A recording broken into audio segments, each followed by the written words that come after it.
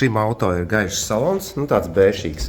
Un pirms stikla tonēšanas parasti iesaku līmēt 90% plēves šādiem auto ar gaišiem saloniem. Jo šādā veidā, skatoties, šis salons gaišais izgaisminas viss liekas gaišāks. Šeit labi, ka ir melnā tā aizmugurējā daļa. Viss tā kā liksies tumšāks, bet uzlīmējot gaišās plēves, šis salons redzēsies viss iekšā, jo viņš ir gaišs. Ja būtu melns salons, droši varētu likt kādus 70%, arī neredzēs iekšā neko. BMW ar gaišo salonu ir satonētiem stikliem, iekšā